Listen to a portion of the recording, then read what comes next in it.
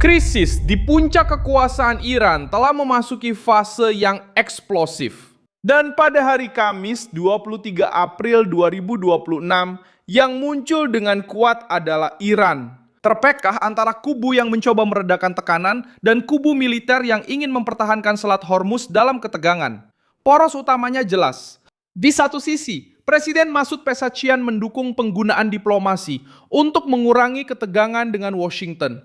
Di sisi lain, Garda Revolusi terus menerapkan logika kekuatan atas pelayaran, atas negosiasi, dan atas pesan rezim itu sendiri.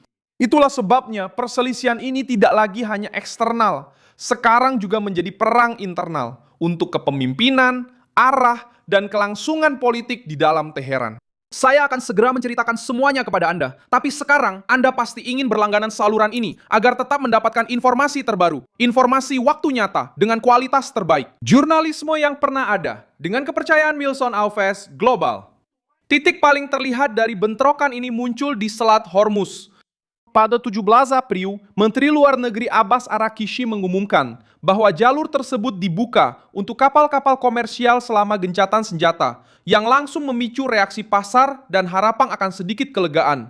Namun, pembukaan tersebut sejak awal sudah berada di bawah kendali ketat, karena pejabat tinggi Iran mengatakan kepada Reuters bahwa setiap penyeberangan harus dikoordinasikan dengan Garda Revolusi. Dalam praktiknya, ini berarti bahwa diplomasi berbicara tentang pembukaan, tetapi kuncinya tetap berada di tangan pihak bersenjata. Bahkan, perusahaan pelayaran pun tidak sepenuhnya mempercayai pernyataan tersebut.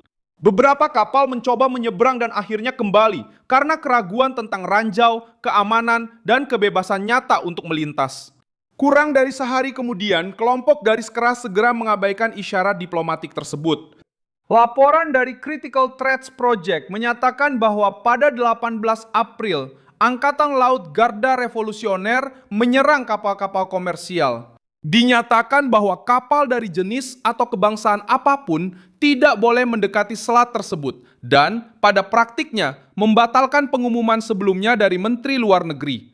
Penilaian dari pusat menunjukkan bahwa gerakan ini bukan hanya tekanan terhadap Amerika Serikat, tetapi juga merupakan demonstrasi kekuatan internal untuk memperjelas siapa yang berkuasa di Hormuz dan siapa yang menentukan arah negosiasi. Disitulah ketegangan benar-benar menjadi nyata. Ini bukan hanya soal konfrontasi antara Iran dan Amerika Serikat, tetapi juga merupakan perebutan kekuasaan di dalam rezim itu sendiri, tentang siapa yang boleh berbicara, siapa yang boleh bernegosiasi, dan siapa yang bisa menarik pelatuk politik.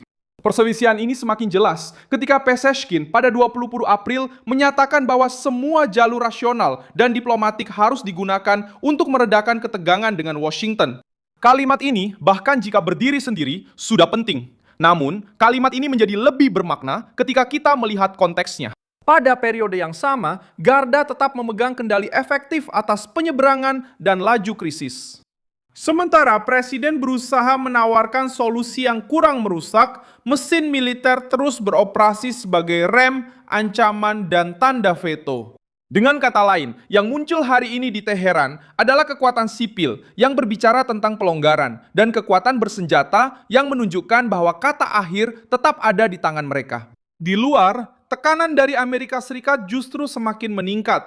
Mulai 13 April, Washington mulai memblokir lalu lintas, masuk dan keluar dari pelabuhan-pelabuhan Iran, sebuah langkah yang secara langsung menghantam jantung keuangan rezim tersebut.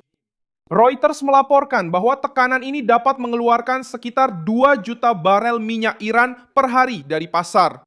Pada 23 April, Reuters sendiri melaporkan bahwa militer Amerika sudah memerintahkan lebih dari 30 kapal untuk kembali atau mengubah rute mereka. Dan bahwa setidaknya 3 kapal tanker minyak Iran telah dicegat di perairan Asia, jauh dari Teluk, dalam upaya untuk mencekik perdagangan Teheran, tanpa hanya bergantung pada jalur panas Hormuz. Ini membantu menjelaskan mengapa krisis menjadi begitu tajam. Washington tidak hanya mengancam, tetapi juga menguji batas ekonomi rezim di berbagai lini secara bersamaan. Ini menunjukkan 2 hal. Pertama, minyak tetap menjadi sumber utama pemasukan Iran. Kedua, menjaga Selat Hormuz dalam ketakutan dan blokade tidak hanya merugikan lawan, tetapi juga merugikan Iran sendiri, karena jalur pendapatan utamanya justru menjadi hambatan. Disinilah posisi yang diperjuangkan Peseskin mendapatkan makna politik. Dengan ekonomi yang terluka, infrastruktur yang tertekan, dan ekspor yang terhambat, terus-menerus bersikeras pada konfrontasi saja bukan lagi sebuah kekuatan, melainkan tampak seperti menyabotase diri sendiri. Dan yang paling memalukan bagi Teheran adalah bahkan mitra-mitra yang dulu dianggap sebagai tameng diplomatik, kini mulai mendesak agar selat itu dibuka kembali.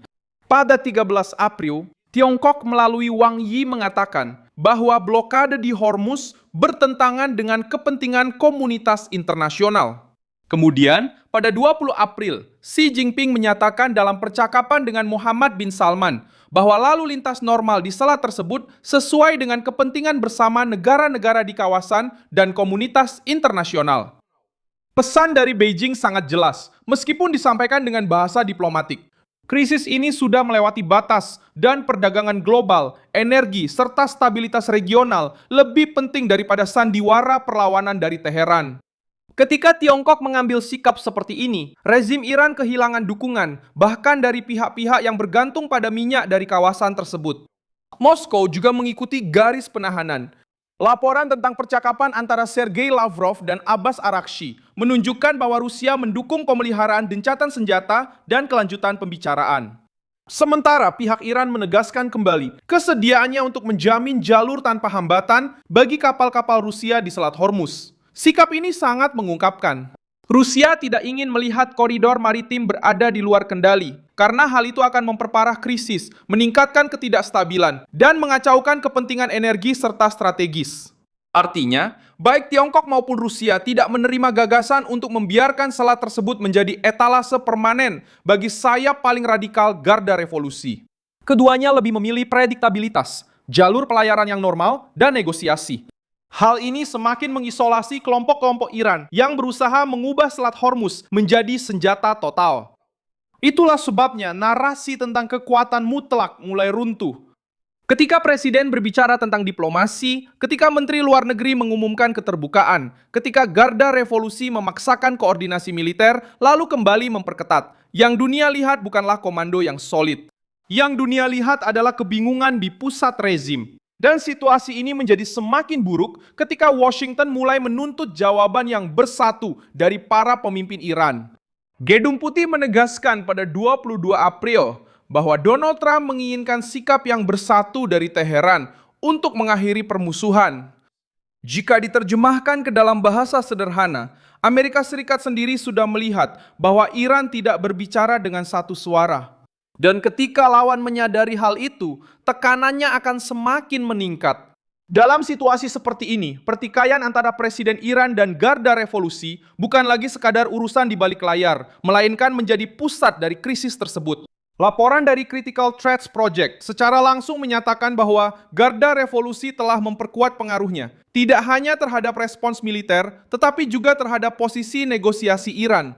Hal ini menjelaskan mengapa setiap isyarat keterbukaan selalu diikuti oleh hambatan, tembakan peringatan, atau syarat baru yang mustahil dipenuhi.